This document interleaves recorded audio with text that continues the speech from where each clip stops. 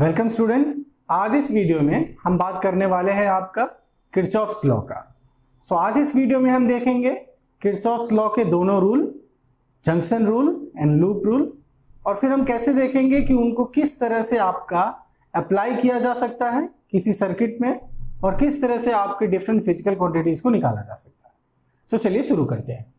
पहले हम देखने वाले हैं आपका जंक्शन रूल को। जंक्शन रूल बेसिकली आपके करंट फ्लो को देखता है, किस तरह से करंट आपका एक आ रहा है और उसमें ब्रांचिंग होती है तो किस तरह से करंट डिस्ट्रीब्यूट होता है वो इसमें देखा जाता है। पहले हम सर्किट देख लेते हैं, फिर हम लॉ के स्टेटमेंट भी देख लेंगे। मान लीजिए इस तरह से आपका करंट एक ब्रांच से आ रहा है, ये मान लीजिए I1, इधर से एक करंट आपका आया, ये मान लीजिए आपका I2 आ रहा है, इधर चला गया, ये मान लीजिए I3 चला गया, और इधर एक और ब्रांचिंग कर देते हैं इसका, मान लीजिए I4 हमने एक और ब्रांचिंग कर दिया। ठीक है, तो जंक्शन रूल क्या कहता है आपका, जिसको कई बार हम फर्स्ट रूल भी कहते हैं, जंक्शन रूल या first rule of Kirchhoff law, ये कहता है कि the sum of current entering the junction, ये जंक्शन है जहां सब मिल रहे हैं, the sum of current entering the junction is equal to sum of current leaving the junction. ये कहता है कि भाई जितना भी करंट आ रहा है उतना ही करंट आगे जाएगा। What ever current is coming, इतना आ रहा है उतना ही आपका जाएगा आपका I3 प्लस I4। ठीक, इसके पीछे का लॉजिक क्या है? इसके पीछे का लॉजिक बहुत सिंपल है। लॉजिक ये है कि भाई जब स्टेडी करंट आपका फ्लो कर रहा है throughout the wire, so there is no accumulation of charge at the junction. Junction पे कुछ भी चार्ज जमा नहीं हो रहा, चार्जेस फ्लो कर रहे, आए और आगे बढ़ गए, कुछ भी यहां जमा नहीं हो रहा। और करंट क्या है? फ्लो ऑफ चार्ज है। तो अगर चार्जेस जमा नहीं हो रहे हैं यहां पर, सो डेफिनेटली वो आगे बढ़ जाएंगे, उतने ही चार्ज आगे बढ़ जाएंगे। जितना आया उतना ही आगे बढ़ जाएगा। ये आपका कहलाता है जंक्शन रूल। नाउ नेक्स्ट देखते हैं हम आपका, नेक्स्ट है आपका लूप रूल। और लूप रूल में जब हम लास्ट में सर्किट देखेंगे तो वहां फिर से जंक्शन रूल को अप्लाई किया जाएगा आपका। चलिए देखते हैं हम अब किरचॉफ्स लॉ का आपका लूप रूल। ठीक है, और इसको सेकंड रूल भी कहते हैं, किरचॉफ्स लॉ का सेकंड रूल। जाहिर सी बात है यहां लूप लगेगा आपका, कोई लूप लिया जाएगा, और यहां एक लूप होता है एक सर्किट। ठीक है, एक क्लोज्ड सर्किट आपका। लूप रूल क्या कहता है? ये लूप रूल ये कहता है कि the algebraic sum of changes in potential, the algebraic sum of changes in potential around a loop is equal to 0। जो भी डिफरेंट चेंजेस इन पोटेंशियल होंगे, डिफरेंट चेंजेस इन पोटेंशियल होंगे एक लूप में, उन सब का टोटल, उन सब का नेट, उन सब का अलजेब्रिक सम कितना होगा? 0 के बराबर होगा। यही कहता है आपका लूप रूल। चलिए इसको और समझते हैं आपका। इसके लिए मैं एक बहुत ही सिंपल सा आपका एक सर्किट ले रहा हूं, एक लूप ले रहा हूं, जिसमें मैंने एक रेजिस्टेंस ले लिया और साथ में एक सेल लगा दिया, और उसका ईएमएफ मान लीजिए मैंने ई कह दिया। एक सिंपल सा मैंने ले लिया है स्ट्रक्चर, और इसमें करंट आपका आई फ्लो कर रहा है।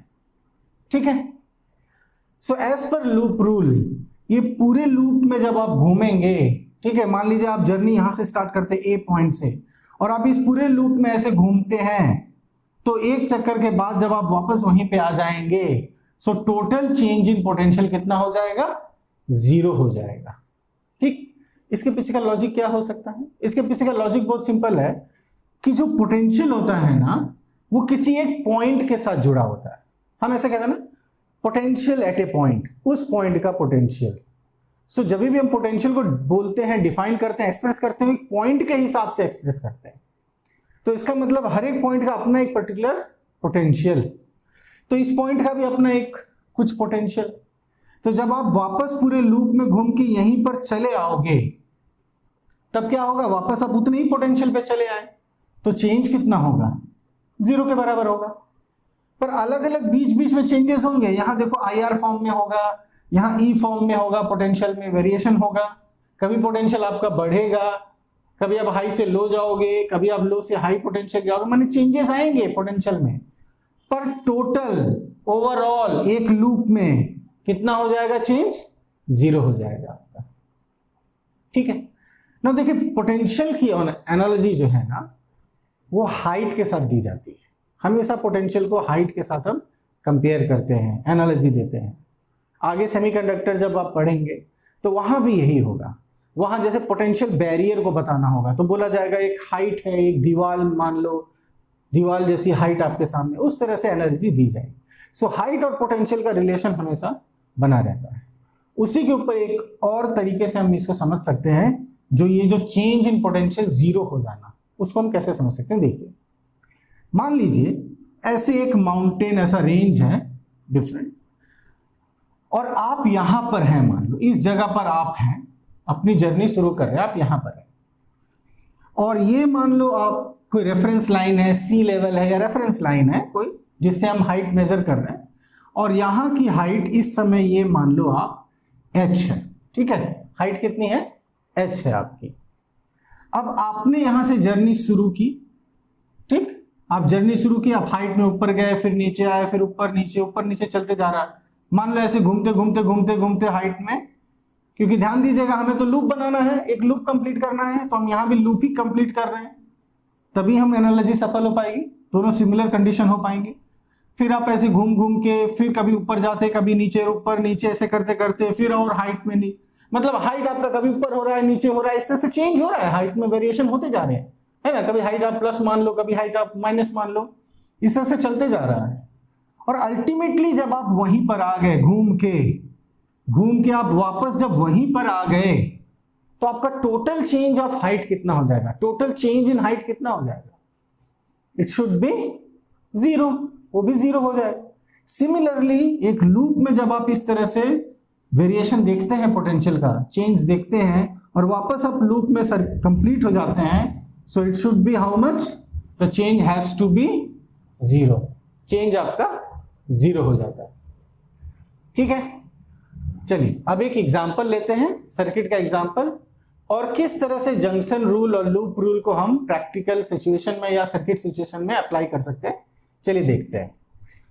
सो इसके लिए मैं एक सर्किट ले रहा हूं, इसमें आपके डिफरेंट कंपोनेंट्स हैं, कुछ रेजिस्टेंस हैं, कुछ आपके सेल्स हैं, डिफरेंट सेल्स हैं, एक से ज्यादा हम सेल्स ले लेते हैं मान लीजिए।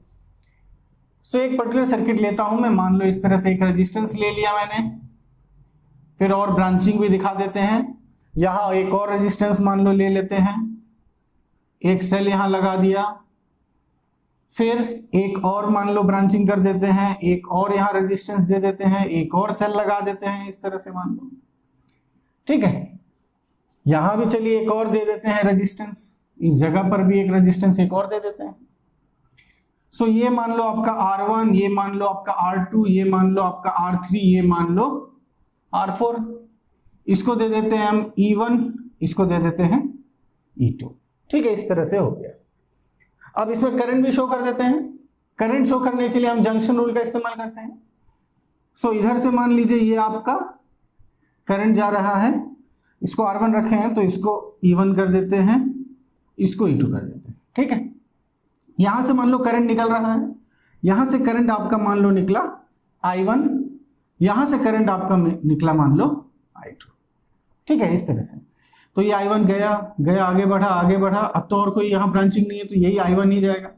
अब देखिए यहाँ पर इस जंक्शन में क्या हुआ, ये I2 आया, ये I1 आया, दोनों मिला आगे बढ़ गया, तो कितना हो जाएगा? I1 प्लस I2 हो जाएगा।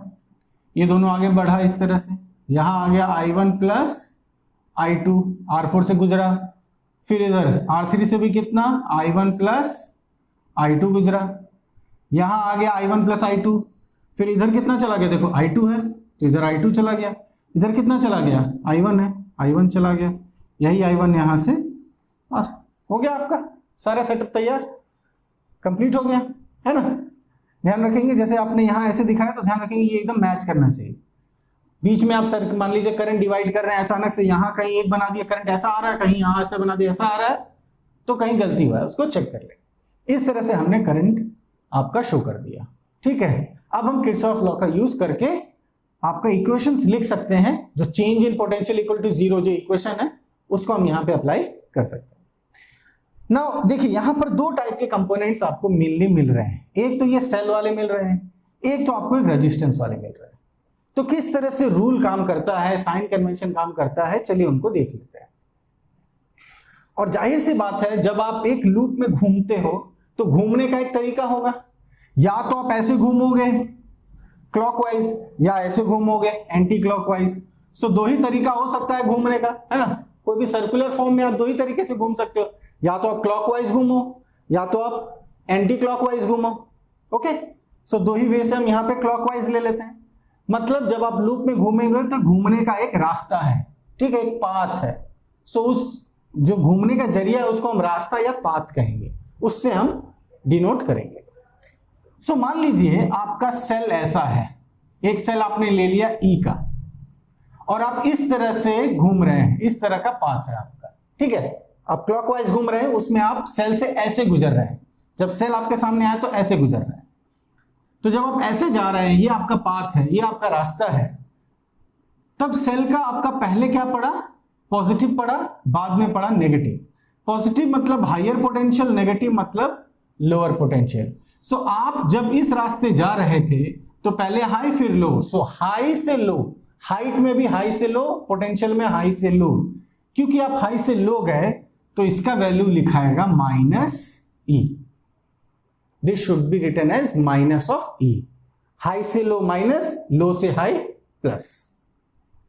सिमिलरली इसको पलट दें, अगर आप ऐसे फिर से जा रहे थे पर इस समय जब आपका सेल आपके सामने आया तो पहले माइनस आया फिर प्लस आया, सो लो हाई, लो से हाई, है ना, इस रास्ते जाने में लो से हाई, तब ये लिखा जाएगा प्लस ई, ये हो गया माइनस। ठीक, अब एक और कंपोनेंट जो आपके सामने आएगा वो है रेजिस्टेंस।